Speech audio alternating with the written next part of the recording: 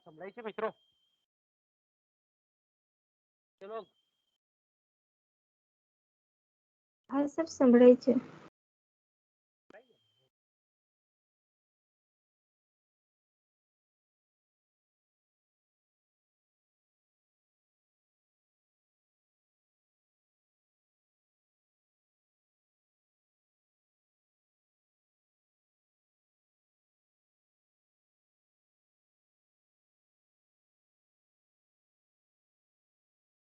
બાળકો આપણે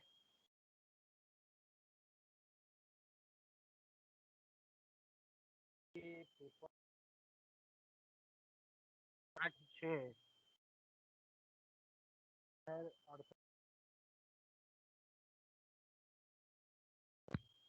જાહેર અર્થવિધાનમાં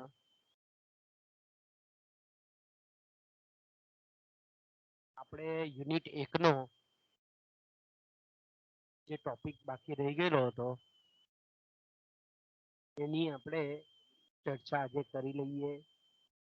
લાસ્ટ ટાઈમે આપણે થોડીક એની સમજૂતી આપણે મેળવેલી હતી.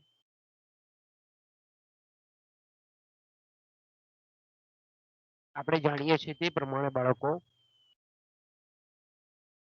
કે અંદાજપત્ર એટલે જેને આપણે નાણાકીય લેખાજોખા કહીએ છીએ. બરાબર, સામાન્ય રીતે અંદાજપત્ર ને ઇંગ્લિશમાં આપણે લાસ્ટ પીરિયડમાં જોયું તે પ્રમાણે એને આપણે બજેટ કહીએ છીએ. અને અંદાજપત્ર કે બજેટ એટલે રાષ્ટ્રના અર્થતંત્રનું એક ટાઈપનું રિફ્લેક્શન, એક ટાઈપનું પ્રતિબિંબ. સામાન્ય રીતે આપણે એમ કહીએ કે દેશના જે કંઈ પણ ફાઇનાન્સ મિનિસ્ટર કે જેને આપણે નાણામંત્રી કહીએ છીએ, નાણાપ્રધાન કહીએ છીએ, એ નાણામંત્રી કે એ નાણાપ્રધાન છે એ અને એમની જે આખી સમગ્ર ટીમ છે, અર્થશાસ્ત્રીઓ છે, આર્થિક ક્ષેત્રના જે કંઈ પણ તજજ્ઞો છે, એનો અર્થતંત્રનો સમગ્રતયા અભ્યાસ, વર્ષોનો અનુભવ અને તાત્કાલિક પરિપ્રેક્ષ્યના સંદર્ભમાં જો આપણે વાત કરીએ તો અર્થતંત્રની જે કંઈ પણ વર્તમાન પરિસ્થિતિ છે, વર્તમાન પરિપ્રેક્ષ્ય છે, એના આધારે તૈયાર કરેલા જે કંઈ પણ તારણો છે, એ પણ તારણો છે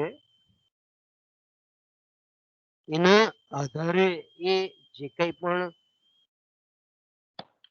સંશોધનના અંતે તારવેલા આંકડાકીય વિશ્લેષણના આધારે અલગ અલગ ક્ષેત્રના સમગ્ર અર્થતંત્રના જે કંઈ પણ તારણો છે એના આધારે આગામી વર્ષ માટેના જે કંઈ પણ નાણાકીય આવક અને જાવક નું સમગ્ર જે કંઈ પણ ચિત્રણ છે તેને સામાન્ય અર્થમાં આપણે બજેટ કહીએ છીએ. અને બજેટનું આપણે જે કંઈ પણ એનો ઐતિહાસિક પરિપ્રેક્ષ્ય છે કે ભાઈ કઈ રીતે બજેટ શબ્દ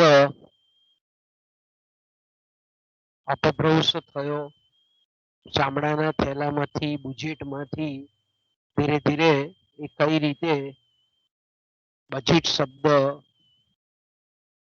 એક જેને આપણે કહીએ છીએ નાણાકીય દસ્તાવેજો, એ નાણાકીય દસ્તાવેજોના પરિપ્રેક્ષ્યમાં જે કંઈ પણ શબ્દ ઉત્ક્રાંતિ પામ્યો એના વિશેની આપણે ચર્ચા ગયા પીરિયડમાં કરી ગયા છે. સામાન્ય રીતે જો આપણે ભારતના પરિપ્રેક્ષ્યમાં કહીએ તો બ્રિટિશ શાસન વખતે જેમ્સ વિલિયન સોરી જેમ્સ વિલ્સને 1860માં 18મી ફેબ્રુઆરીએ પહેલી વખત ભારતમાં બજેટ રજૂ કરેલું હતું. એમાં આપણે જાણીએ છીએ તે પ્રમાણે કે સમાજના જે કંઈ પણ લોકો છે, સમાજમાં જે કંઈ પણ વ્યાપારી પેઢીઓ છે, એની જે કંઈ પણ આવક છે એ આવકની ઉપર કરવેરો નાખવાની જે પ્રણાલી છે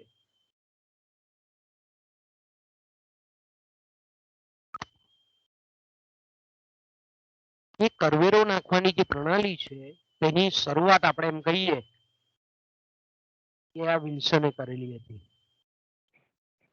એ જ રીતે એ સમયે આપણે જાણીએ છીએ તે પ્રમાણે કે પહેલી વખત જે કંઈ પણ ધંધાકીય એકમ છે એ ધંધાકીય એકમ જે કંઈ પણ આવક પ્રાપ્ત કરે છે અને એ આવક કરવા માટે જે કંઈ પણ વ્યાપારી પ્રવૃત્તિ કરે છે એના પર લાયસન્સ લેવાની પ્રથા પણ આપણે એમ કહીએ કે જેમ્સ વિલ્સને સર્વપ્રથમ વાર અમલમાં લાવેલી હતી.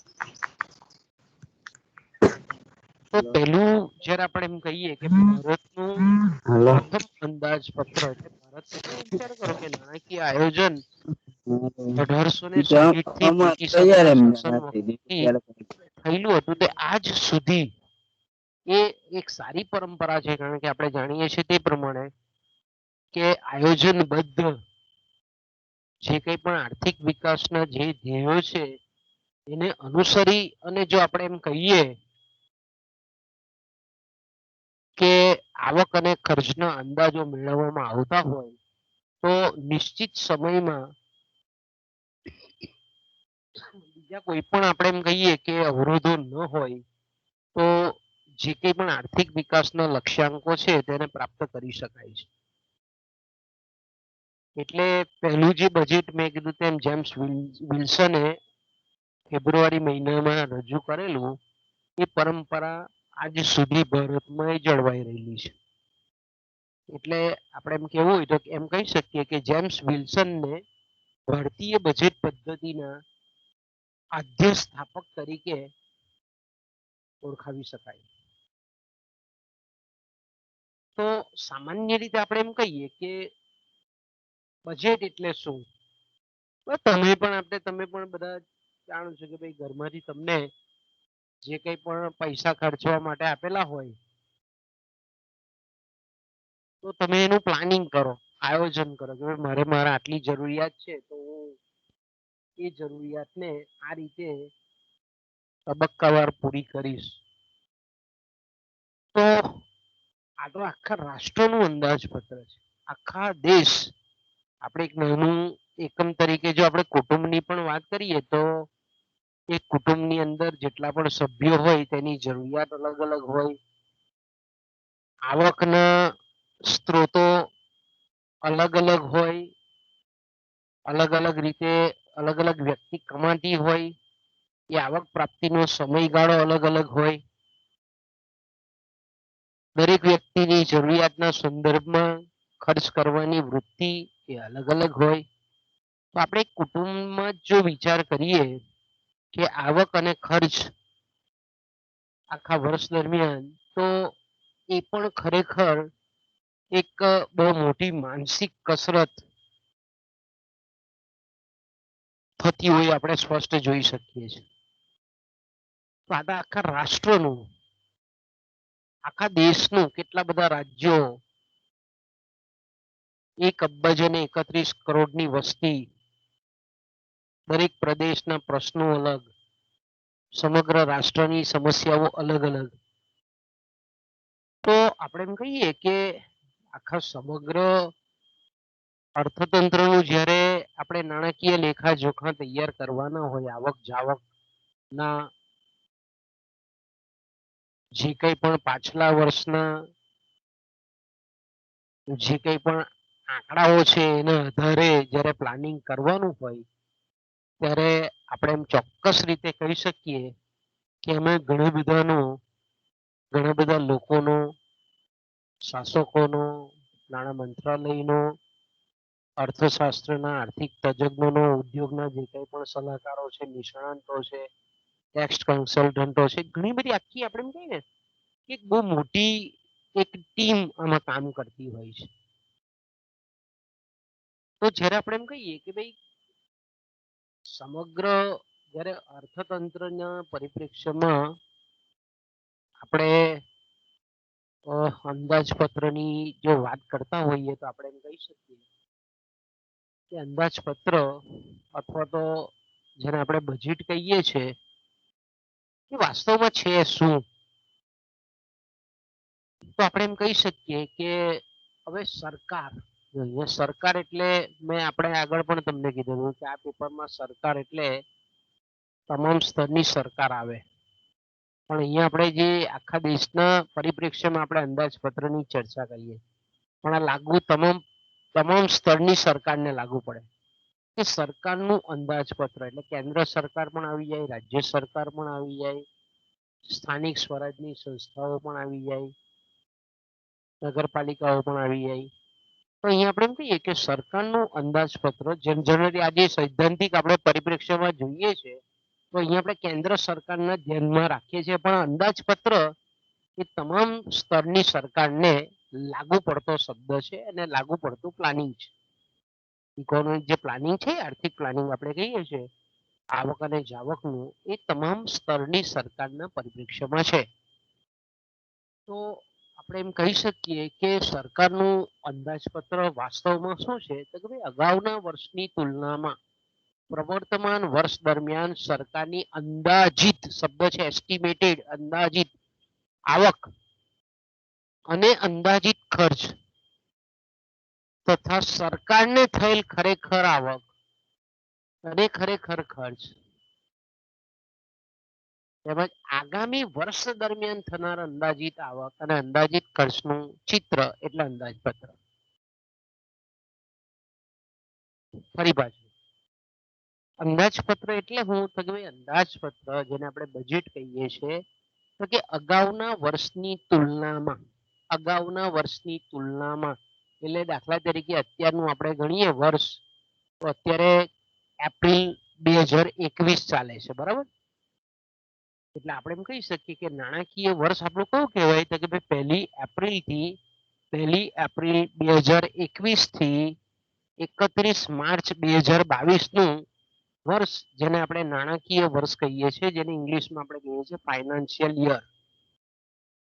તો આપણે એમ કહી શકીએ કે અગાઉના વર્ષની તુલનામાં એટલે અગાઉનું વર્ષ કયું હતું તો કે ભાઈ 2021 1 એપ્રિલ 2020 થી 31 માર્ચ 21 સુધીનું જે વર્ષ છે તેને આપણે કહીએ છીએ અગાઉનું વર્ષ.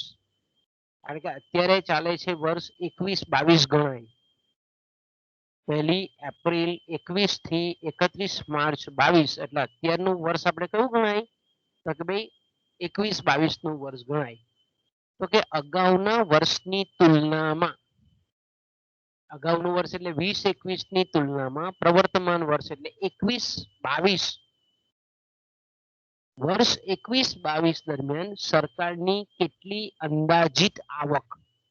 ઓકે અંદાજિત આવક એટલે શું સરકારની તો કે ભાઈ સરકારની આપણે આવકના સ્ત્રોતો જોઈ ગયા પહેલા ચેપ્ટરમાં જાહેર આવકના સ્ત્રોતો કરવેરા છે, દંડ છે, બક્ષિસ છે, પેનલ્ટી છે, જાહેર સાહસનો નફો છે, સ્ટેમ્પ ડ્યુટી છે, ઘણા બધા સોર્સથી સરકાર આવક પ્રાપ્ત કરે છે. તો કે પ્રવર્તમાન વર્ષ દરમિયાન એટલે કે 21-22 દરમિયાન સરકારની અંદાજિત આવક. જો અંદાજિત શબ્દ છે એટલે અંદાજવામાં આવેલી આવક. તો કે અંદાજિત આવક એટલે શું કરવામાં આવે છે કે ભાઈ વર્ષોથી એ હોય અનુભવ કે ભાઈ આટલા દેશમાં આટલા કરદાતાઓ છે, આટલા આવકવેરા ભરનારા છે, આટલા જીએસટી ભરનારા છે, આટલા વેચાણ વેરા ભરનારા છે. તો આપણે એમ કહીએ કે સરકાર જે કંઈ પણ આવકના સ્ત્રોતો છે એ આવકના સ્ત્રોતો પરથી જે કંઈ પણ આવક મેળવે છે, પ્રાપ્ત કરે છે, એવી આખા વર્ષ દરમિયાન કે 21-22 દરમિયાન કરવેરાની કેટલી આવક થશે, જાહેર આવકની કેટલી, આપણે જાહેર સાહસોની કેટલી નફાકારકતા સિદ્ધ થશે, અલગ અલગ દંડ કેટલો થશે, પેનલ્ટી કેટલી થશે, બધી જ તમામ પ્રકારની અંદાજિત આવક. ઓકે. અને આખા વર્ષ દરમિયાન સરકાર કઈ કઈ બાબતો પાછળ ખર્ચ કરશે. સરકાર આપણે એમ કહીએ કે કઈ કઈ બાબતો પર પાછળ ખર્ચ કરશે. તો કે ભાઈ સરકાર અસંખ્ય એવા જાહેર ખર્ચ,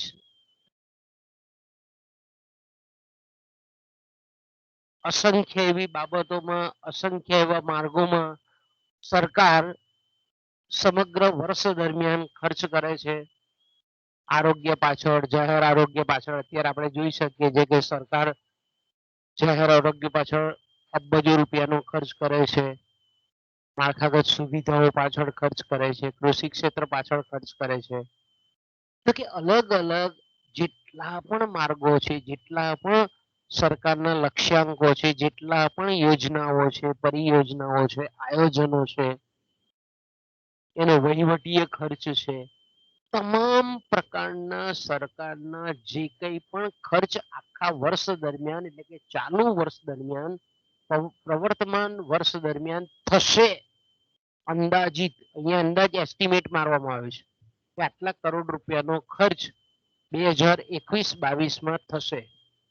અચ્છા, હવે તથા સરકારને થયેલ ખરેખર આવક અને ખરેખર ખર્ચ. ઓકે, તો આપણે એમ કહીએ કે સરકારે જે કંઈ પણ અંદાજિત આવક અને અંદાજિત ખર્ચનો જે અંદાજ બાંધેલો હતો, પણ વાસ્તવમાં પ્રાપ્ત થતી આવક વધારે પણ હોય અને ઓછી પણ હોય. કે ભાઈ અત્યારે આ વખતે ઉદ્યોગો મંદીમાં હતા કારણ કે બજાર બંધ જેવા રહ્યા. તો આપણે જોઈએ કે ભાઈ સરકારની ખરેખર આવક, અંદાજિત આવક વધારે હતી સરકારની, પણ વાસ્તવિક આવક કેવી થઈ? રિયલ ઇન્કમ તો કે ઓછી થઈ. કેમ? કારણ કે બધી જ આર્થિક પ્રવૃત્તિઓ મોટે ભાગે આખા વર્ષ દરમિયાન ઠપ રહી. તો ખરેખર આવક અને સરકારનો ખરેખર ખર્ચ કેટલો થયો? અને આગામી વર્ષ દરમિયાન, કે ભાઈ આગામી વર્ષ એટલે 22-23 માં આગામી વર્ષ દરમિયાન કેટલો આપણે એમ થશે અંદાજિત ખર્ચ, આગામી વર્ષ દરમિયાન કેટલી આવક પ્રાપ્ત, આવક અલગ અલગ સ્ત્રોતોમાંથી પ્રાપ્ત થશે, કેટલા અલગ અલગ ક્ષેત્રો પાછળ સરકાર ખર્ચ કરશે, એનું સમગ્ર ચિત્ર એટલે અંદાજપત્ર. એટલે આપણે એમ કહીએ કે સરકાર જ્યારે બજેટ બહાર પાડે છે, દરેક બજેટમાં 3 વર્ષના ઓલ એન એવરેજ આપણે કહીએ, ઓન એન એવરેજ આપણે એમ કહીએ કે 3 વર્ષના આવક અને ખર્ચના આંકડાઓ રજૂ થાય છે.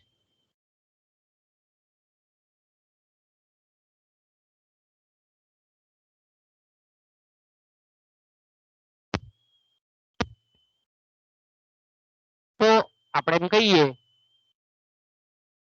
કે અગાઉના વર્ષના આવક અને ખર્ચના આંકડા, જો અગાઉના વર્ષ એટલે કે પ્રવર્તમાન પહેલાનું વર્ષ, પછી ચાલુ વર્ષ, પ્રવર્તમાન વર્ષ દરમિયાન આવક અને ખર્ચના અંદાજિત આંકડા અને ખરેખર આંકડાઓ, આ ત્રણમાં આપણે જે પણ આપણે આગળ ચર્ચા કરી ગયા એને અ, બ અને ક માં આપણે બતાવીએ છીએ. અહીંયા તમે જોઈ શકો છો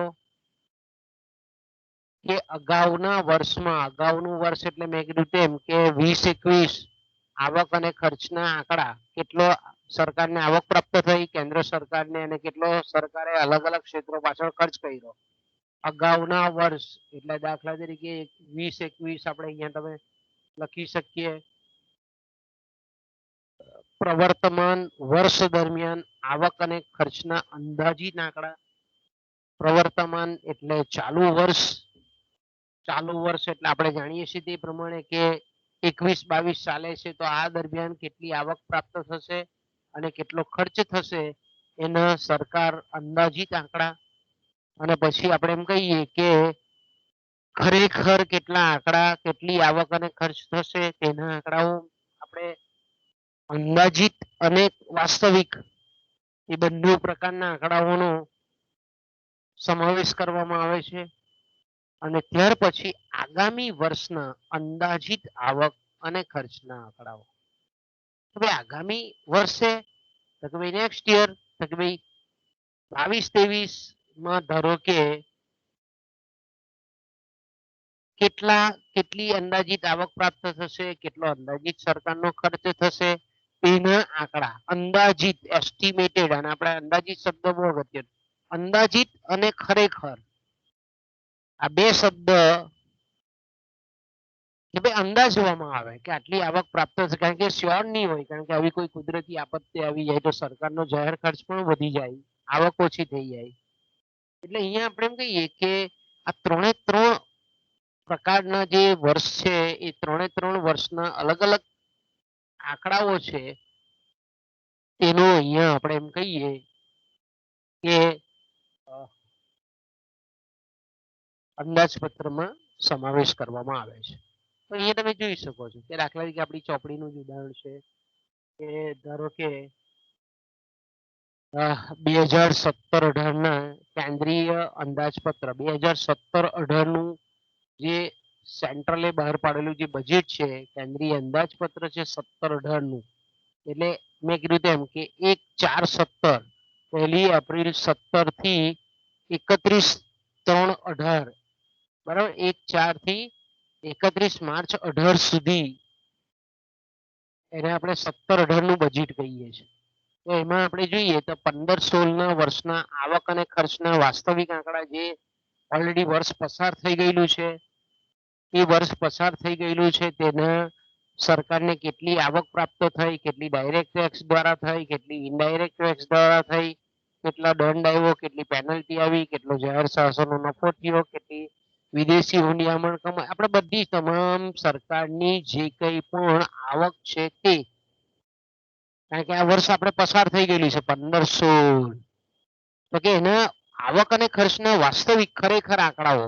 ઓકે, પછી આપણે એમ કહીએ કે પ્રવર્તમાન વર્ષ 16-17 2016-17, અહીંયા આપણે સોરી અહીંયા આંકડો ખોટો લખ્યો, 2016-17, તો કે 2016-17 ના વર્ષ દરમિયાન અંદાજિત કેટલી સરકારનો આવક પ્રાપ્ત થશે, કેટલો ખર્ચ થશે, અને 2016-17 દરમિયાન વાસ્તવમાં કેટલી આવક પ્રાપ્ત થશે અને કેટલો ખર્ચ થશે, આ ખર્ચ થયો છે તેના વાસ્તવિક આંકડા.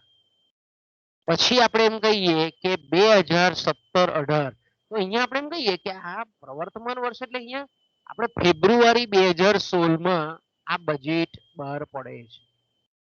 સોરી, ફેબ્રુઆરી 2017 બરાબર, ફેબ્રુઆરી 2017 બજેટ બહાર પાડવામાં આવે અને એમાં આપણે એમ કહીએ કે 17-18 ના વર્ષમાં કેટલી આવક સરકારની અંદાજિત પ્રાપ્ત થશે અને કેટલો ખર્ચ થશે તેની નાણાકીય લેખાજોખા આ બજેટમાં દર્શાવવામાં આવે છે. ઓકે, તો આ થઈ આપણે બજેટની ઓલ ઓવર ચર્ચા. ભારતમાં જે પદ્ધતિ છે તે ભારતની, આમ તો વિશ્વના તમામ દેશોમાં જ્યારે પણ બજેટ હોય ત્યારે પાછલા વર્ષની જે કંઈ પણ આર્થિક કામગીરી છે અને વાસ્તવિક એ લોકોએ જે કંઈ પણ ભૂતકાળના વર્ષમાં અંદાજિત આવક અને ખર્ચ હોય અને વાસ્તવમાં એ વર્ષ પસાર થઈ ગયા પછી કેટલું એમણે સરકારે કેટલી આવક પ્રાપ્ત કરી, કેટલો ખર્ચ કર્યો અને કેટલા દેશના જે કંઈ પણ ધ્યેયો છે તે સિદ્ધ કર્યા, પછી એના આધારે આપણે એમ કહીએ કે પ્રવર્તમાન વર્ષમાં કેટલી આવક પ્રાપ્ત થશે, કેટલો ખર્ચ થશે અને આગામી વર્ષમાં અંદાજિત આંકડાઓ નો એક આપણે એમ કહીએ કે એક ચિત્રણ તૈયાર કરવામાં આવે છે. ઓકે, કોઈ પણ દેશમાં આપણે એમ કહીએ કે એ ભારત હોય, અમેરિકા હોય, ઇંગ્લેન્ડ હોય કે જાપાન હોય કે જર્મની હોય, મોટે ભાગે આપણે એમ કહીએ કે બજેટમાં પાછળનું ભૂતકાળનું વર્ષ, એના જે કંઈ પણ સિદ્ધિઓ, જે કંઈ પણ પ્રાપ્ત કરેલી પ્રગતિઓ છે, આવકમાં ઇજાફો છે, ખર્ચમાં વધારો છે, એ બધાની આપણે એમ કહીએ કે સમીક્ષા કર્યા પછી પ્રવર્તમાન વર્ષમાં જે કંઈ પણ આવક અને ખર્ચ થશે તેનો અંદાજ મેળવવામાં આવે. પછી વાસ્તવમાં કેટલો અંદાજ હતો તેની પાસે કેટલી રિયલમાં રિસિપ્ટ મેળવી, કેટલો ખર્ચ કર્યો અને પછી આગામી વર્ષમાં શું પ્લાનિંગ કરવાનું છે એનું પ્રવર્તમાન અંદાજપત્રમાં આગામી વર્ષમાં જે કંઈ પણ આવક અને ખર્ચ થશે તેનું આપણે કહીએ કે ટેન્ટેટિવ ચિત્ર રજૂ કરવામાં આવે છે. ઓકે, તો કેન્દ્રીય અંદાજપત્ર આપણે ભારતની જો વાત કરીએ તો મેં કીધું તેમ કે વર્ષોથી પહેલા એવું નક્કી કરવામાં આવતું હતું કે અંદાજપત્ર જે છે તે ફેબ્રુઆરી મહિનામાં અને ખાસ કરીને 28 ફેબ્રુઆરીએ સાંજે 5 કલાકે રજૂ કરવામાં આવતું હતું. ક્યારથી? તો કે 1860માં પ્રોફેસર વિલ્સને પહેલી વખત જ્યારે બજેટ બહાર પાડેલું ભારતમાં, ત્યારથી તે માનો વિચાર કરો 1999 સુધી કેન્દ્રીય જે અંદાજપત્ર છે, કેન્દ્ર સરકારનું જે બજેટ છે આખા દેશના સંદર્ભમાં, એ બ્રિટનની જે પ્રણાલી હતી એને અનુસરીને મેં કીધું તેમ કે ફેબ્રુઆરી મહિનામાં મોટેભાગે 28 ફેબ્રુઆરીએ પહેલા પબ્લિશ થતું હતું અને સાંજે 5 વાગે સંસદમાં, લોકસભામાં એની રજૂઆત થતી હતી. અને તેવું આપણે કહીએ કે બ્રિટિશ પ્રણાલિકા એટલા માટે હતી કે તે વખતે ત્યાંનું જે નાણાં બજાર, મૂડી બજાર છે, લંડન સ્ટોક માર્કેટ, એના વેપારીઓ અને જે કંઈ પણ જે સટ્ટાખોરો છે એ સટ્ટાખોરોને લાભ થાય એટલા માટે એ પ્રણાલી ભારતમાં પણ વર્ષોથી અપનાવેલી હતી. પણ જ્યારે અટલ બિહારી વાજપેયીની સરકાર હતી અને તે વખતે યશવંત સિન્હા એ નાણાપ્રધાન હતા ત્યારે આ લગભગ 125-150 વર્ષથી ચાલતી જે પ્રણાલિકા હતી એ પ્રણાલિકાને બંધ કરી અને 1999 થી એટલે કે યશવંત સિન્હા નાણાપ્રધાન હતા ત્યારથી ભારતમાં કેન્દ્રીય અંદાજપત્ર એ સવારે 11 કલાકે સંસદમાં રજૂ થવાનું નક્કી થયું.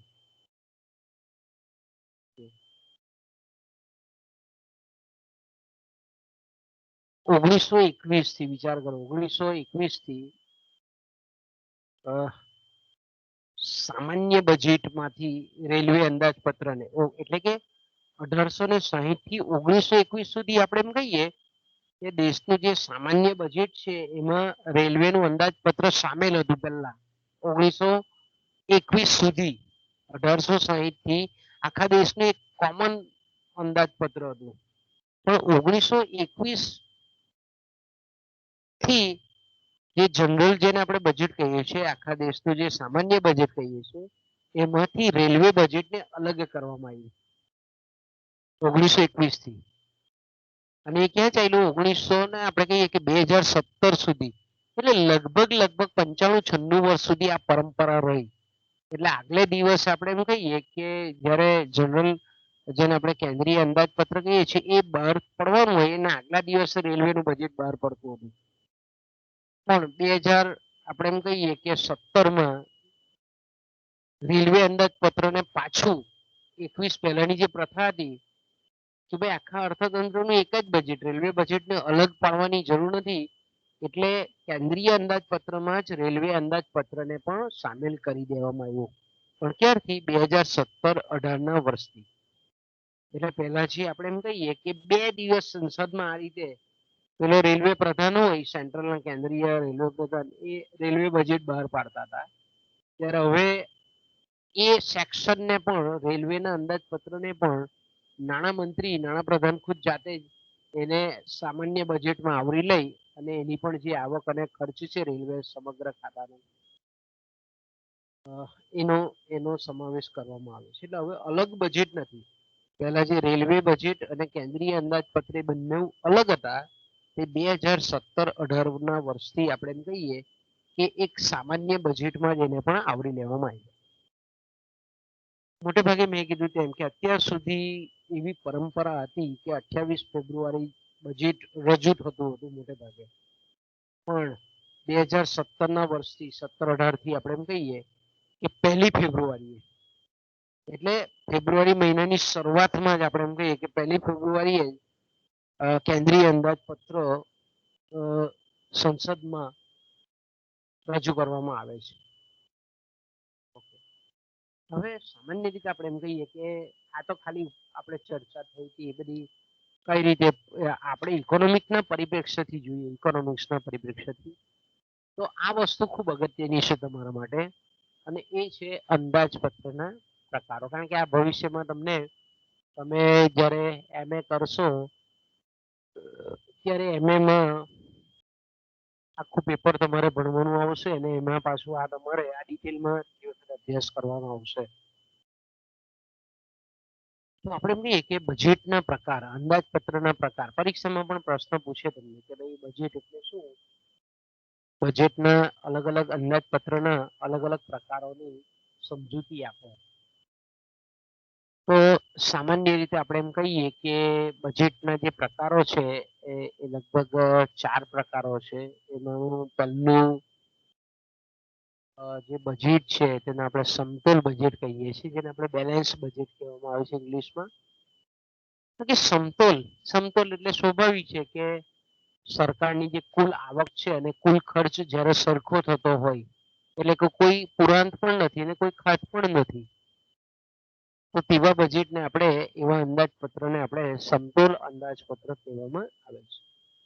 ઓકે, હવે આપણે જાણીએ છીએ તે પ્રમાણે કે સરકારની કુલ આવક એટલે અહીંયા કેન્દ્ર સરકારની આવકની વાત કરી, બરાબર? કેન્દ્ર સરકારની કુલ આવક. હવે આ જે બજેટના પ્રકારો છે તે મોટે ભાગે તમામ સ્તરની સરકારને લાગુ પડે. એવું જરૂર નથી કે ભાઈ કેન્દ્ર સરકારના પરિપ્રેક્ષ્યમાં જ સમતોલ અંદાજપત્ર હોઈ શકે, કોઈ જિલ્લાનું બજેટ પણ સમતોલ હોઈ શકે, કોઈ તાલુકાનું બજેટ પણ આપણે એમ કહીએ કે પુરાંત વાળું હોઈ શકે, કોઈ નગરપાલિકાનું અંદાજપત્ર ખાધવાળું પણ હોઈ શકે.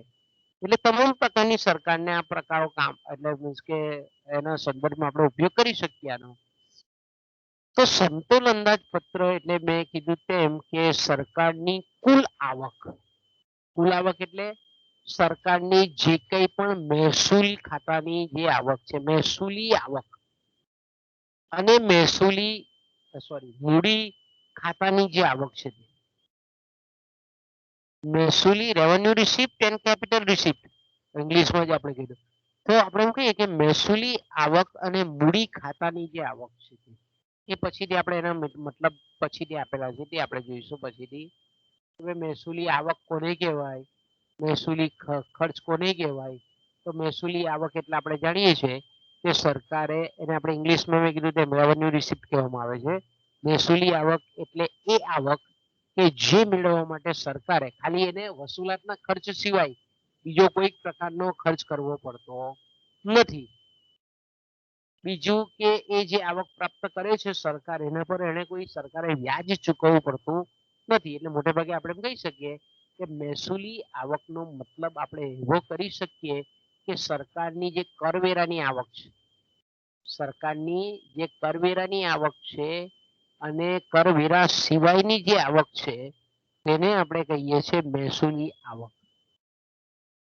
તો આપણે અહીંયા જાણીએ છીએ એ જ રીતે મહેસૂલી ખર્ચ આપણે જે બોલી ગયા કે ભાઈ મહેસૂલી આવક અને મહેસૂલી ખર્ચ. તો કે મહેસૂલી ખર્ચ એટલે સરકારનો જે કંઈ પણ વહીવટીય ખર્ચ છે, સરકારી કર્મચારીઓને પગાર છે, પછી વિધવા પેન્શન છે, સરકારી કર્મચારીઓને ચૂકવાતા પેન્શન છે, બેરોજગારી ભથ્થા છે, સરકાર જે કંઈ પણ દેવું કરેલું હોય તો તેની વ્યાજની ચૂકવણી છે, ન્યાયતંત્ર, કાયદો, લશ્કર, કેન્દ્ર સરકારોને આપણે કેન્દ્ર સરકાર જે રાજ્યો અને કેન્દ્ર શાસિત પ્રદેશોને જે કંઈ પણ ગ્રાન્ટ આપે તે અનુદાન આપે તે આ બધા જ પ્રકારનો ખર્ચ જેને આપણે કહીએ છીએ મહેસૂલી ખર્ચ. ઓકે, તો કહેવાનો મતલબ એવો થાય કે જ્યારે સરકારની કુલ મહેસૂલી આવક અને મૂડી ખાતાની આવક, એટલે મૂડી ખાતાની આવક એટલે આપણે જાણીએ તે પ્રમાણે કે સરકાર દેશના આંતરિક નાગરિકો પાસેથી દેવું કરે, સરકાર બાહ્ય વિદેશી શાસકો એટલે વિદેશી નાણાકીય સંસ્થાઓ છે, વિદેશની બેંકો છે, વિદેશી સરકારો પાસેથી જે કંઈ પણ દેવાના સાધનો ઊભા કરે એને આપણે સરકારની મૂડી ખાતાની આવક કહીએ છીએ. ઓકે, મહેસૂલી આવક એટલે મેં કીધું તેમ કે કરવેરા અને બિન કરવેરાની આવક, દંડ, પેનલ્ટી, જે કંઈ પણ બીજી પ્રકારની જે સરકારની આવક છે તે. તો આપણે એમ કહી શકીએ કે એને આપણે મહેસૂલી આવક કહીએ છીએ, અને મૂડી ખાતાની આવક એ બંનેનો જે ટોટલ કરીએ અને પછી એ જે ટોટલ થાય એટલો જ ખર્ચ જ્યારે સરકાર દ્વારા થતો હોય. દાખલા તરીકે અહીંયા 1000 કરોડ રૂપિયાની મહેસૂલી આવક અને મૂડી ખાતાની આવકનો સરવાળો 1000 કરોડ થયો, તો સરકાર 1000 કરોડ જેટલો જ ખર્ચ કરે. સરકાર કેટલો કરે ખર્ચ? તો કે 1000 કરોડ જેટલો જ કુલ ખર્ચ પણ એટલો જ કરે, જેટલી આવક પ્રાપ્ત કરેલી હોય એટલો જ જ્યારે ખર્ચ કરે. એટલે કોઈ પુરાંત પણ નથી, ઓછો પણ નથી કરતી કુલ આવક કરતા, અને કુલ આવક કરતા વધારે પણ ખર્ચ જ્યારે સરકાર કરતી નહીં હોય, તો તેવા બજેટને આપણે કહીએ છીએ સમતોલ અંદાજપત્ર. એને સમતોલ બજેટ તરીકે પણ ઓળખવામાં આવે છે. ઓકે, સમતોલ બજેટ એટલે હું તો કે કુલ આવક, સરકારની કુલ આવક અને કુલ ખર્ચ જ્યારે સરખા હોય ત્યારે તેને આપણે કહીએ સમતોલ અંદાજપત્ર. ઓકે, બીજું છે સરપ્લસ, પુરાંત વાળું. ઓકે, તો સ્વાભાવિક છે પુરાંત શબ્દ આવે એટલે તમને ખબર પડી જાય કે સરકારની ખર્ચ કરતા આવક વધારે છે. તો અહીંયા આપણે એમ કહી શકીએ કે સરકારની કુલ આવક, મહેસૂલી આવક અને મૂડી ખાતાની આવક સેમ. કુલ આવક એટલે તમારે મગજમાં બરાબર ગોખી જ રાખવાનું કે સરકારની કુલ આવક એટલે આ મહેસૂલી અને મૂડી, એ બે શબ્દ તમારે બરાબર મગજમાં બરાબર યાદ રાખી દેવાના. મહેસૂલી આવક અને મૂડી ખાતાની આવક. જ્યારે પણ સરકારની કુલ આવક આવે એટલે આ બે જ પ્રકારની આવકનો સમાવેશ થાય. ઓકે, મહેસૂલી આવક હોય ક્યાં તો મૂડી ખાતાની આવક હોય. તો સરકારની કુલ આવક જ્યારે તેને કુલ ખર્ચ કરતા, અને કુલ ખર્ચ એટલે બી મગજમાં યાદ રાખવાનું કે મૂડી, મહેસૂલી ખર્ચ અને મૂડી ખાતાનો ખર્ચ એટલે સરકારનો ખર્ચ. મહેસૂલી અને મૂડી આ બે શબ્દ યાદ રાખવાનું. પછી આવક અને ખર્ચ એ બે શબ્દો તો પાછળ આપણે જો ખર્ચના સંદર્ભનો ઉપયોગ કરીએ તો મહેસૂલી ખર્ચ વત્તા મૂડી ખર્ચ. તો આપણે એમ કહીએ કે સરકારની કુલ આવક ધારો કે 1000 કરોડ રૂપિયા છે, પણ સરકારનો કુલ ખર્ચ છે 800 કરોડ રૂપિયા. તો આપણે એમ કહી શકીએ કે 200 કરોડ રૂપિયા એ પુરાંત બતાવે છે, એટલે એને આપણે કહીએ છીએ. એટલે અંદાજપત્ર જ્યારે એવી રીતે કરવામાં આવે કે સરકાર દ્વારા કરવામાં આવતો કુલ ખર્ચનું પ્રમાણ ઓછું હોય, પણ સરકારને જે પ્રાપ્ત થતી આવક છે આ બંને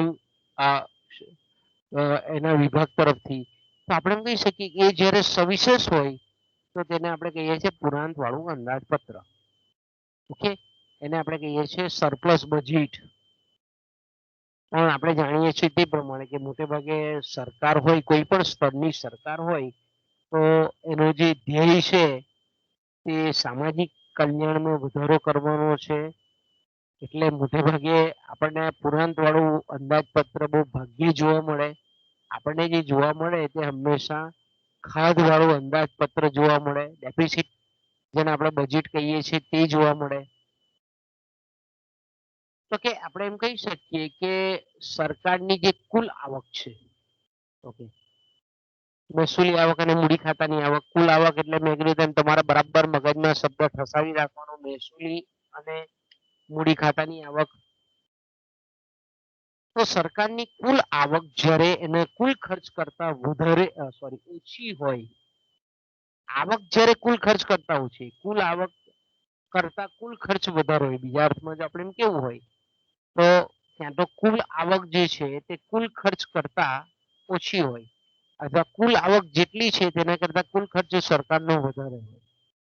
તો ત્યારે જ્યારે તે બજેટ જ્યારે સરકાર બહાર પાડતી હોય તો તેને આપણે કહીએ છીએ ખાધવાળું અંદાજપત્ર.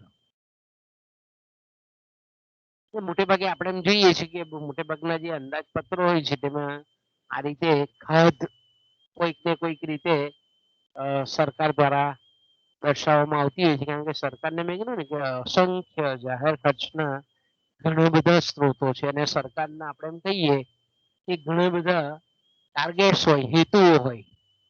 સરકારના કેવા હોય? ઘણા બધા લક્ષ્યાંકો હોય. તો લક્ષ્યાંકો આપણે જોઈ શકીએ છીએ. દાખલા તરીકે હું તમને ખાલી સિમ્પલ એક બતાવું કે ધારો કે આ 2021 નું જે બજેટ, બરાબર, જે આપણે એમ કહીએ કે સંસદમાં જ્યારે જાહેર થયું ત્યારે તમે અહીંયા જોઈ શકો છો બાળકો કે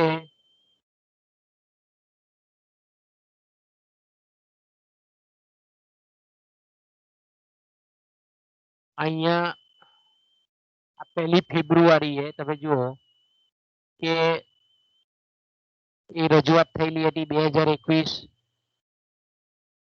અહીંયા તમે જોઈ શકો છો કે presenting first ever digital union budget, અને આપણે એમ કહીએ કે આ નિર્મલા સીતારામન આપણા જે નાણામંત્રી હતા શ્રીમતી, એમણે 1 ફેબ્રુઆરી રજૂ કરેલું આ બજેટ છે 2021-22 નું. અને એમાં આપણે જોઈ શકીએ છીએ કે ઇન્ડિયાઝ ફાઇટ અગેન્સ્ટ COVID-19, કારણ કે આ ગયા વર્ષથી આપણે આનો સામનો કરીએ છીએ. તો આ રજૂઆત આપણે એમ કહીએ કે એકચ્યુઅલ બજેટ જે 21-22 નું સંસદમાં રજૂ થયેલું તેની મુખ્ય આપણે એમ કહીએ કે એની હાઇલાઇટ્સ છે. તો અહીંયા તમે જોશો કે પહેલું જ 6 pillars of the union budget.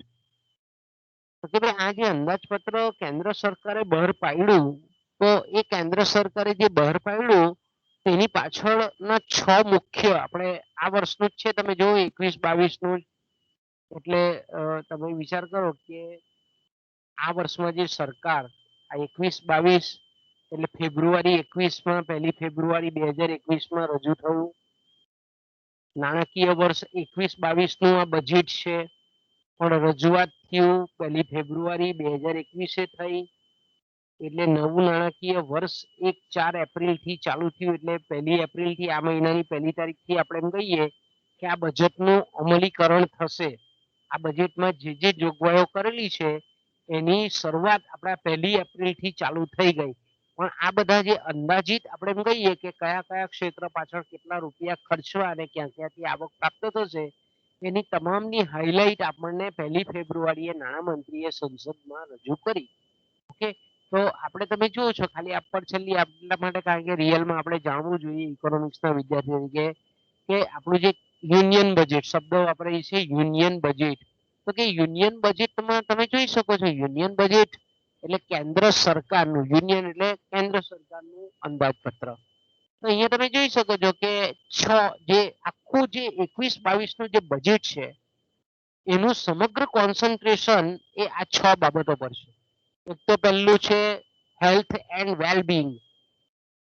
Wellbeing એટલે લોકોનું જીવન ધોરણ ઊંચું આવે અને સારું આરોગ્ય જળવાય, એ એક તો ધ્યેય છે. ઓકે, બીજો જે ધ્યેય છે એ છે physical and financial capital and infrastructure, એટલે કે દેશને ભૌતિક માળખાકીય સુવિધા, નાણાકીય મૂડી, પછી આપણે એમ કહીએ કે ભૌતિક મૂડી, રોડ છે, રસ્તા છે, બંદરો છે, સ્કૂલો છે, શાળા છે, કોલેજો છે, આ બધું જ આવી જશે એમાં. પછી inclusive development for the aspirational India. આમાં ભારતનો જે કંઈ પણ અત્યાર સુધીનો વિકાસ છે એ વિકાસને ઉત્તરોત્તર આગળ વધારવો એક ધ્યેય છે. પછી આવશે ઇન્વોગરેટિંગ હ્યુમન કેપિટલ, એટલે જે આપણે એમ કહીએ કે માણસ એક અગત્યનું ઉત્પાદનનું સાધન છે, એમાં વૃદ્ધિ કરવી. ચોથો ટાર્ગેટ એ છે કે ભાઈ માણસ એક અગત્યનું ઉત્પાદનનું સાધન છે, હ્યુમન એક બહુ દેશની સંપત્તિ વધારવામાં અને દેશના આર્થિક વિકાસને ઊંચો લાવવામાં માણસ એક અગત્યની મૂડી છે, માનવ મૂડી છે.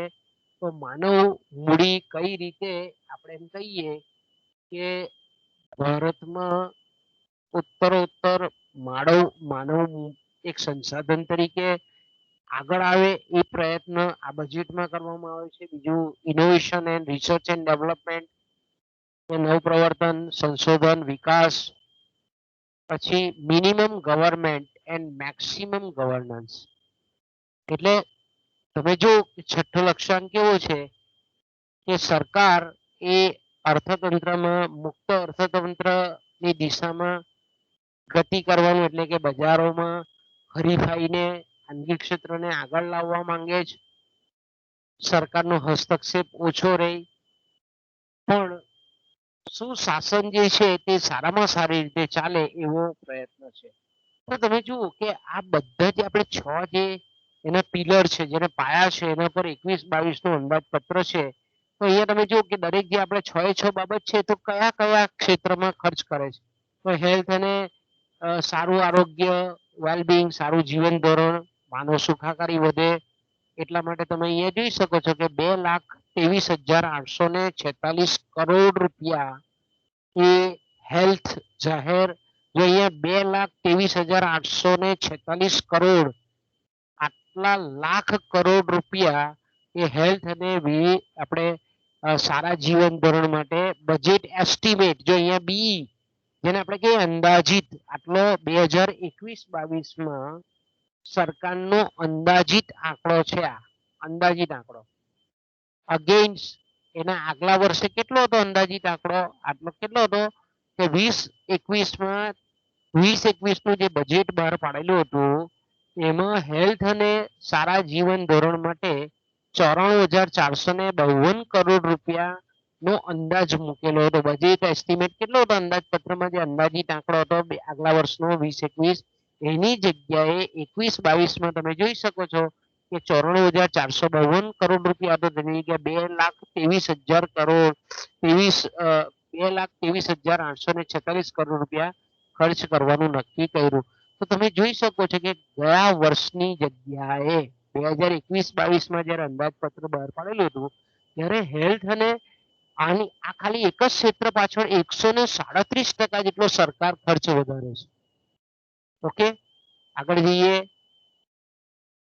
પછી એમાં પાછા પેટા વિભાગો, વેક્સિનમાં કેટલું છે, પ્રિવેન્શનમાં, કલ્ટિવેટિંગ, પછી આપણે એમ કહીએ કે ફિઝિકલ ઇન્ફ્રાસ્ટ્રક્ચર કેટલું, કેટલી હોસ્પિટલો બનશે, વેક્સિનેશનનો પ્રોગ્રામ આ મહામારીની સામે કેટલા કઈ રીતે આપણે એમ કહીએ કે સરકાર કરશે તો કે 35,000 કરોડ રૂપિયાની COVID-19 વેક્સિન, આ એનો આંકડો અંદાજવામાં આવેલો છે 35,000 કરોડ રૂપિયાનો. પછી આપણે એમ કહીએ કે મેડ ઇન ઇન્ડિયા, પ્રી ન્યુમિક્રોલ વેક્સિન, ટૂંકમાં આપણે એમ કહીએ કે સરકાર હેલ્થમાં પાછા અલગ અલગ એના પેટા ક્ષેત્રો છે, પેટા બાબતો છે, પેટા વિભાગો છે, એ હેલ્થ સિસ્ટમને લગતી હોય એમાં અલગ અલગ જો તમે આંકડા કે ભાઈ 64,180 કરોડ રૂપિયા એ આત્મનિર્ભર સ્વસ્થ ભારત યોજના પાછળ ખર્ચવામાં આવશે. એ જ રીતે આપણે એમ કહીએ કે ગ્રામ્ય વિસ્તારોમાં કેટલા આરોગ્ય પ્રાથમિક આરોગ્ય કેન્દ્રો ખોલવામાં આવશે, શહેરી વિસ્તારમાં કેટલા ખોલવામાં આવશે, જેને આપણે ફિઝિકલ ઇન્ફ્રાસ્ટ્રક્ચર કહીએ છીએ, તે એ પણ આપણને અહીંયા આ લોકો અંદાજપત્રમાં, આ બધી વસ્તુ આપણે અંદાજપત્ર જેને માપીએ છીએ, આપણે ગોખવાનું નથી, પણ એકચ્યુઅલમાં જે રીતે કામ કરે છે એ પણ થોડું થોડું નોલેજ આપણે મેળવીએ તો ફ્યુચરના વર્ષોમાં તમને જ્યારે ડીપમાં ભણવાનું આવે ત્યારે થોડોક અંદાજો એના પર. એ જ રીતે four regional national institute of virology, તમે જોઈ શકો છો કે આ રીતે જે માઇક્રોબ્સ છે, બેક્ટેરિયા છે, વાયરસ છે, એના માટેની, એના સંશોધન માટેની આપણે કહીએ ને કે ઇનોવેશન રિસર્ચ એન્ડ ડેવલપમેન્ટ, એના માટેની 4 રાષ્ટ્રીય ઇન્સ્ટિટ્યુશનની સ્થાપના કરવામાં આવશે, જેથી કરીને ભવિષ્યમાં આવી કોઈ મહામારીનો સામનો જ્યારે કરવાનો આવે ત્યારે આ ઇન્સ્ટિટ્યુશનમાંથી એની વેક્સિનથી માંડીને એના ઉદ્ભવના સ્ત્રોતો કયા છે તે અંગેનું રિસર્ચ થઈ શકે. તો એનું પ્લાનિંગ સરકાર કરે છે. અંદાજપત્ર એટલે ખાલી મેં કીધું તેમ કે આંકડાઓની ગોઠવણીની માયાજાળ નથી, પણ એની પાછળના ઘણા બધા સામાજિક ઉદ્દેશો હોય, રાજકીય ઉદ્દેશો હોય, આર્થિક ઉદ્દેશો હોય, ઘણા બધા આપણે એમ કહીએ કે રોજગારી નિવારણ, ગરીબી નિવારણના કાર્યક્રમો અંદર સમાવિષ્ટ હોય. તો આ તો આપણે હેલ્થનું જોયું. પછી ન્યુટ્રિશનમાં પણ છે કે ભાઈ પોષણ કઈ રીતે આપણે એમ કહીએ કે ભાઈ હેલ્ધી જે આપણો યુવા વર્ગ છે, વૃદ્ધો છે, એના માટેનું પોષણક્ષમના જે કંઈ ન્યુટ્રિશન પ્રોગ્રામ અને સરકાર જે કંઈ પણ આ બાબતમાં વિચારે છે તે. ઓકે, ત્યાર પછી આવે છે universal coverage of water supply. આપણે હેડ છે જો વિચાર કરો કે જલ જીવન મિશન સરકારનો આપણે એક ધ્યેય છે કે આગામી 5 વર્ષમાં 2,87,000 કરોડ રૂપિયા ખર્ચશે અને આપણે એમ કહી શકીએ કે 2.86 કરોડ જે કુટુંબો છે એને નળ દ્વારા પાણી પૂરું પાડવામાં આવશે. અત્યારે જે આપણે કહીએ ને કે હેડપંપ છે કે કુદરતી સ્ત્રોતો પર કુવાઓ પર આધાર રાખવો પડે છે, પણ 2,87,000 રૂપિયા કરોડ ખર્ચીને ઘર સુધી પાઇપલાઇન વડે પાણી પહોંચાડવાનો લક્ષ્યાંક છે. પછી આપણે એમ કહીએ કે જે કંઈ પણ શહેરી વિસ્તારમાં જે કંઈ પણ પાણીના જે કંઈ પણ બોડીઝ છે, અર્બન લોકલ બોડીઝ, એને પણ પાણી સપ્લાય પૂરા પાડવાના પ્રોજેક્ટ પાછળ સરકાર નાણાંની ફાળવણી કરે છે. ઓકે, તો આ પાણી માળખાગત સુવિધામાં આવે છે. પછી સ્વચ્છ ભારત સ્વસ્થ ભારત, તો કે એના અભિયાન હેઠળ તમે જોઈ શકો છો કે 1,41,678 કરોડ રૂપિયા આગામી 5 વર્ષ માટે ખર્ચવામાં આવશે. તો એમાં કેટલું બધું કે ભાઈ કચરાનું વેસ્ટ વોટર મેનેજમેન્ટ છે, પછી આપણે એમ કહીએ છીએ કે ભૌતિક જે ગાર્બેજ છે એ કઈ રીતે એને એનું આયોજન કરવું, પછી એનું કઈ રીતે રિડક્શન કરવું, કઈ રીતે એનું રિચાર્જ કરવું, કઈ રીતે એનું બાયો રેમિડિએશન કરવું, ઘણા બધા આપણે એમ કહીએ છીએ. પછી ક્લીન એર કે ભાઈ પ્રદૂષણ રહી ચોખ્ખી હવા મળે એના પાછળ સરકાર 2,217 કરોડ રૂપિયા એ આપણે એમ કહીએ કે હવાનું પ્રદૂષણ દૂર થાય એટલા માટે 42 જેટલા શહેરી જે કેન્દ્રો છે કે ત્યાં આ રીતે પોલ્યુશન ઘટે એના માટે સરકાર 2,217 કરોડ રૂપિયા. પછી સ્ક્રેપિંગ પોલિસી છે. તમે જોઈ શકો છો કે સરકાર જે છે તે 10 વર્ષ કે 15 વર્ષ કે 20 વર્ષના આયુષ્ય પછી જે કંઈ પણ વેહિકલો કામ વગરના થઈ જાય છે તો એનો નિકાલ પણ કેવી રીતે કરવો એ પણ બજેટમાં આવરી લેવામાં આવ્યું. વિચાર તો કરો તમે.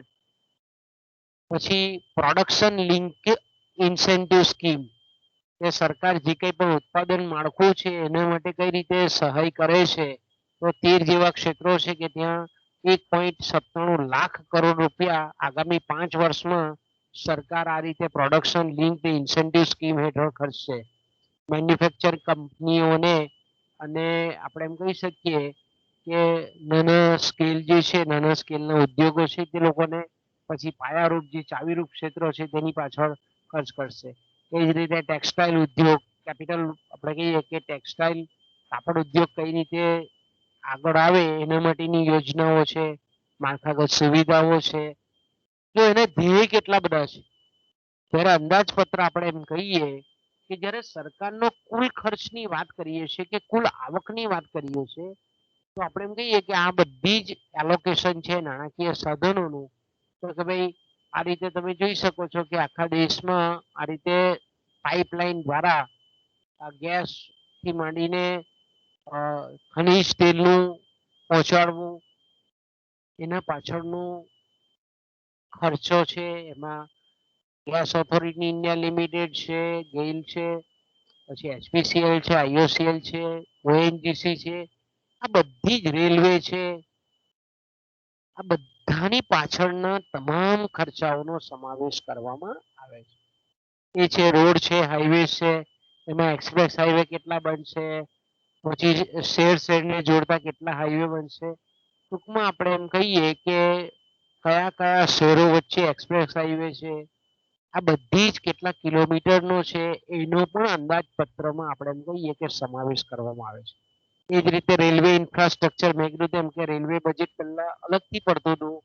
આપણે 2017-18 થી રેલવે પાછળનો જે કંઈ પણ સરકારની ખર્ચ અને આવકનો અંદાજ છે એને અહીંયા તમે જોઈ શકો છો કે એને અહીંયા આવરી લેવામાં આવેલું આપણને જોવા મળે છે. જો તમે અહીંયા રેલવે અંદાજપત્ર, રેલવે ઇન્ફ્રાસ્ટ્રક્ચર, તો કે રેલવેનું પણ આવક જાવકનું તમામ કે કેટલા કરોડ રૂપિયા ખર્ચાશે રેલવે પાછળ, અલગ અલગ કેટલું મૂડીનું કેપિટલ એક્સપેન્ડિચર થશે, એ તમામ બાબતો અહીંયા અલગ અલગ East zone, west zone, north zone, south zone, જે કંઈ પણ આપણે કહીએ ને કે વેસ્ટર્ન રેલવે છે, સર્ધન રેલવે છે, એ તમામે તમામ 4 ઝોનોમાં આપણે એમ કહીએ. એ જ રીતે આપણે કહીએ કે શહેરી વિસ્તાર, સરકારનો ખર્ચ તમે જુઓ.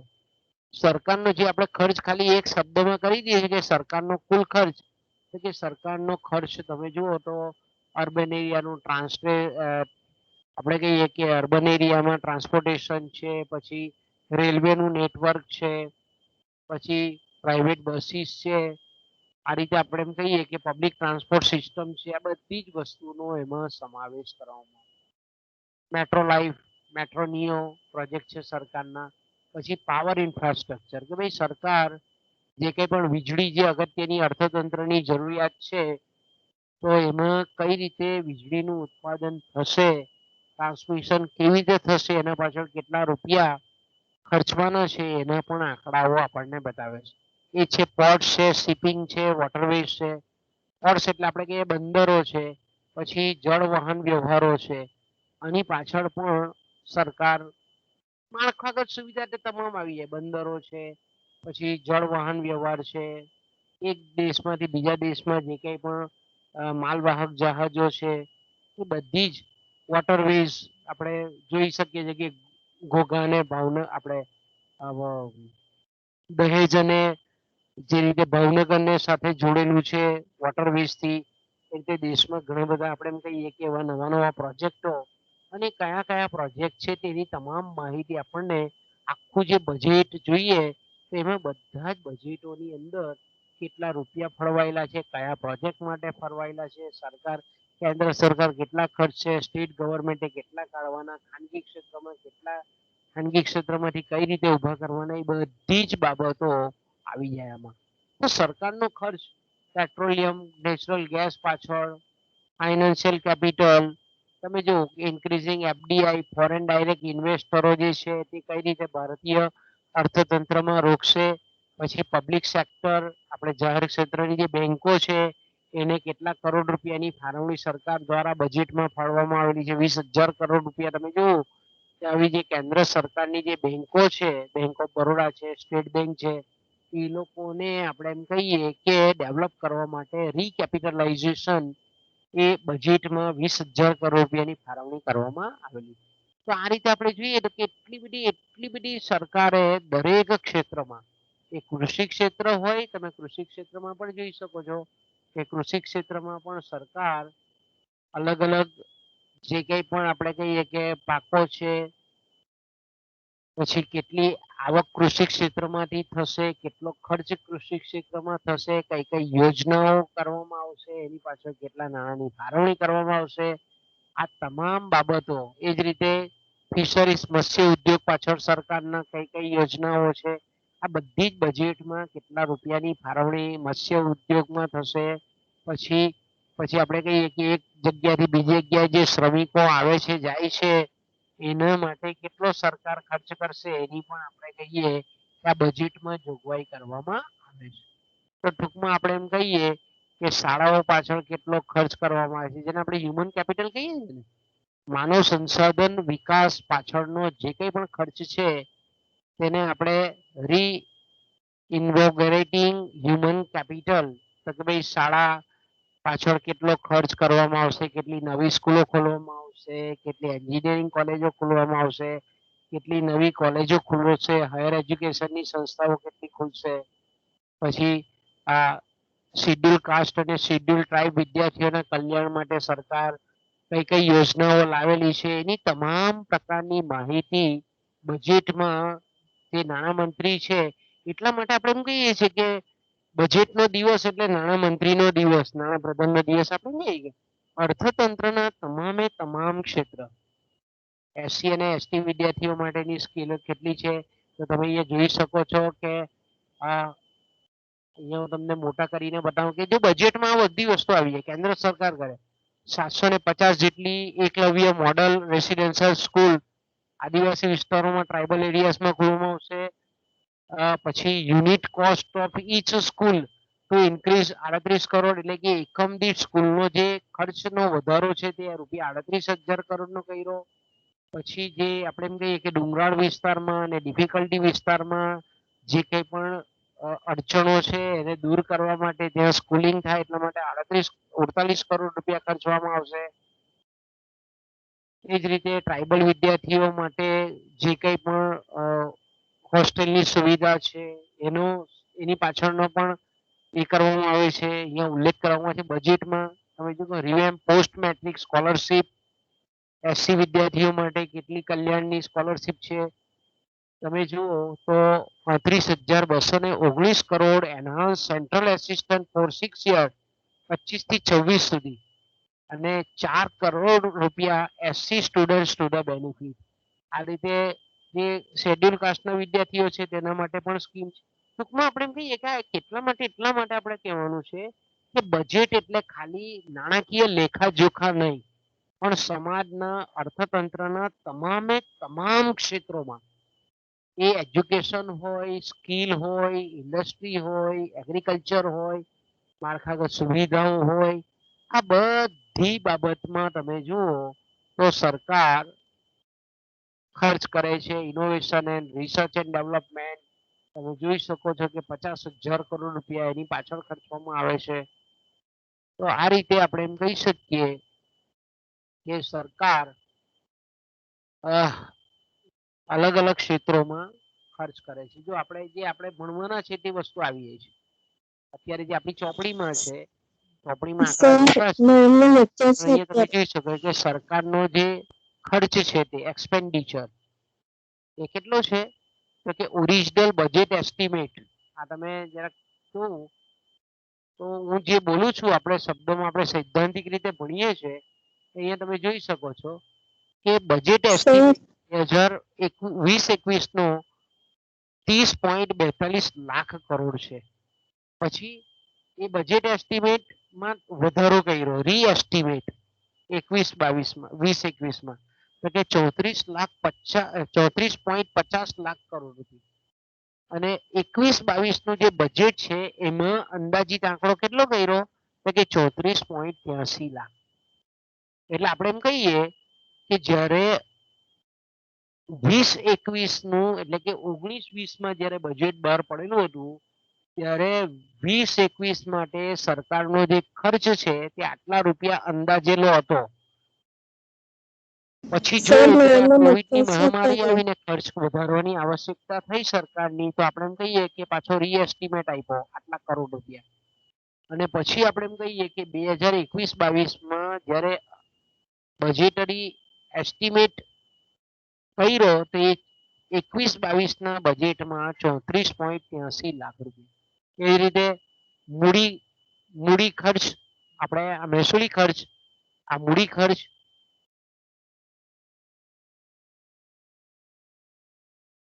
અહીંયા તમે જોઈ શકો છો કે આ રીતે આંકડાકીય માહિતી સમગ્ર બજેટમાં એકદમ નાની અર્થતંત્રનું એક પણ આપણે એમ કહીએ કે ક્ષેત્ર બાકી નહીં રહે એ રીતે અહીંયા તમે જોઈ શકો છો કે કયા ક્ષેત્ર પર કયા કરવેરા નાખવાના કઈ રીતે આવક ઊભી કરવાની એની પણ માહિતી એના જે સ્ત્રોતો છે તે ડાયરેક્ટ સીધા કરવેરા આપણે પ્રત્યક્ષ કરવેરા જે આપણે ભણી ગયા પ્રત્યક્ષ કરવેરા કયા કયા છે એમાં કોર્પોરેટ વેરો એમાં આપણે ઇન્કમ ટેક્સ કયા કયા પ્રકારના કર ડાયરેક્ટ ટેક્સમાંથી સીધા કરવેરામાંથી પ્રત્યક્ષ કરવેરામાંથી કેટલી આવક પ્રાપ્ત થશે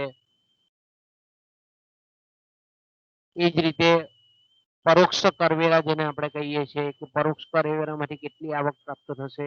ટૂંકમાં આપણે એમ કહીએ કે સરકાર અલગ અલગ અંદાજપત્રો દ્વારા અલગ અલગ ક્ષેત્રમાંથી કઈ રીતે આવક પ્રાપ્ત કરશે અને કઈ રીતે ખર્ચ કરશે. જો આવક એટલે તમામ પ્રકારના ક્ષેત્રમાંથી આપણે જે રીતે ખર્ચની વાત કરી ગયા તે રીતે અહીંયા આખું આવક કે પરોક્ષ કરવેરામાંથી કેટલી આવક પ્રાપ્ત થશે પરોક્ષ કરવેરા કોના પર કેટલા નાખ્યા પછી આપણે એમ કહીએ કે અલગ અલગ સર્વિસ જે સેવા પૂરી પાડે છે એ સેવામાંથી સરકારને કેટલી આવક પ્રાપ્ત થશે કેટલી ફી ઊભી થશે કેટલી પેનલ્ટી આવશે આત્મનિર્ભર ભારતમાંથી જે કંઈ પણ સરકાર જે ઔદ્યોગિક ક્ષેત્રે રોકાણ કરે છે એને લીધે કરવેરાની આવકોમાં કેટલો વધારો થશે. ટૂંકમાં આપણે એમ કહીએ કે તમામ પ્રકારની જે કંઈ પણ આવક છે એની પણ સમગ્ર માહિતી એના તમામે તમામ નાણાકીય લેખાજોખા એ બજેટમાં પાડવામાં એટલે પ્રદર્શિત કરવામાં આવે છે. ઓકે, તો બાળકો અહીંયાથી આપણે અટકીએ. ટીવાય વાળા બાળકો રાહ જોતા હશે. આ હા એટલા સર, માટે અમારો બતાવવાનું જરૂર ટીવાયનો છે. લેક્ચર ચાલુ છે. હા ચાલો બેટા, હા સોરી, આપણે થોડુંક 2-5 મિનિટ થોડું મોડું, પણ આ બતાવવું જરૂરી હતું. અને તમે પણ છે ને જોવાનું તમારે પણ આવા આંકડા ખાસ. હા સર. અહીંયાથી અટકીએ.